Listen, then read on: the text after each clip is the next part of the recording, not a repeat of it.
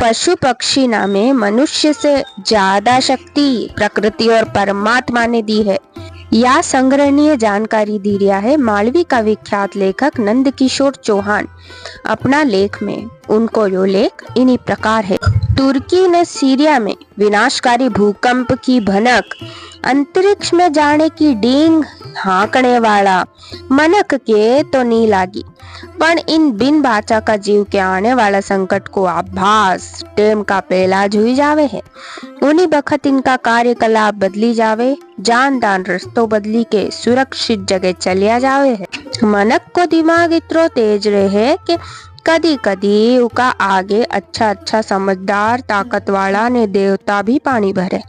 धरती पे ऐसा ज्ञानी विज्ञान का जानने वाला लोग हुआ है जिनने धरती आकाश ने पाताल तक की जानकारी हासिल करी ली है।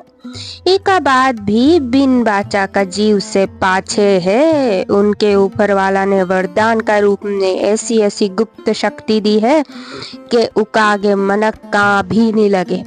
मानियो के ऊपर वाला ने मनक के बाचा को सबसे बड़ो वरदान दे राख्यो है जो दूसरा जीव कने नहीं है। देखने में आवे कि पशु पक्षी पेड़ पौधा मनक की तरह बोली तो नहीं सके, पर प्रकृति और ईश्वर प्रदत्त शक्ति का मामला में जानवर कोई जगह मनक पे भारी पड़े हैं। जानवर में ज्ञान उद्देश्य और चाहत की कमी रहे, पर संवेदनशीलता और सोच की कमी नहीं रहे। देखो नी, कोई भी जानवर शिकार का पहला उसकी रणनीति बनावे, उसका बाद शिकार करे। वे अपनी रक्षा ने शिकार की बखत कितना सावधान रहे। कुत्ता का कान ने नाक कितना संवेदनशील है। कोई अपराध को पतो लगाने सारू मनक उपकरण की मदद से धरती आसमान एक करी लाखे, फिर भी हाथे पल्ले कई नी और पावड़ी को नाम गुलसप्पो। उनाच काम के जानवर अपनी सूंघने और सुनने की शक्ति से सुलझाई दे। इत्रोजनी केवे है कि मौत का फरिश्ता की पहचान और उनकी गति भी इनके सुनाई दे है, जिको मनक के पतो तक नहीं चले। इके कई कांगा लाखों करोड़ों की संख्या में टिड्डी दल उड़े, पर मजाल है कि वे आपस में एक दूसरा से टकरे जावे। उनका संवेदनशील अंग की तो दादेश देनी पड़ेगी। सामने कोई खतरो दिखे तो उन्हीं बखत भी उनकी दिशा बदली ले। दुनिया में ऐसा ढेर सारा उदाहरण मिले जो यो सिद्ध करे कि भविष्य का संकट की सूचना मनख से पहला जानवर और जड़ जीव के हुई जावे है।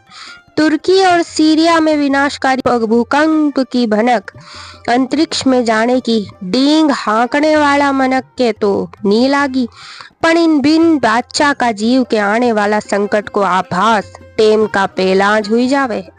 उन्हीं बखत इनका कार्यकलाप बदली जावे, जानवर रस्तों बदली के सुरक्षित जगह चलिया जावे।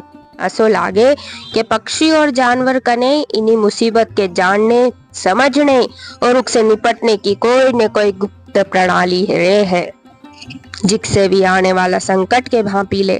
भूकंप, सुनामी या संकट की बखत मछली, कुत्ता और पक्षी का व्यवहार में विचित्र बदलाव देखो गयो, जिनके मनख नी जानी सके और उनसे अनजान बने रहे। या कोई कम आश्चर्य की बात है कि रोम में आया भूकंप का 4-5 दिन पहलाज मछली, उंदरा, सांप, कीट, पतंगा और जानवर ने अपनो निवास स्थान बदली दियो। चिड़ियाघर का जानवर में अफरा तफरी मचने मंडी गई। जंगली जानवर ऊंचाई वाली जगह पे चलिया गया। उछल कूद मचाने वाला बंदर सुस्त हुई गया।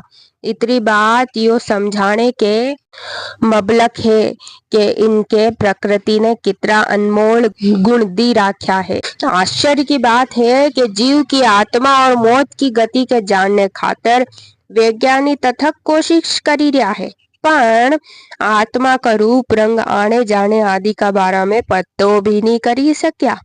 जदे कुत्ता का रोने को मतलब यो निकले कि उनके मौत का फरिश्ता की जानकारी हुई जावे है। मनक की तरह पेड़ पौधा में भी जीवन है। विज्ञान माने के काटने वाला के देखी ने पेड़ पौधा धूजने लागे, जिकी हमारे सूझ नहीं पड़े। कदी पेड़ पौधा में जीवन नहीं होतो तो पेड़ पौधा हवा दई के मनक के जीवन दान कैसे दई रहा है।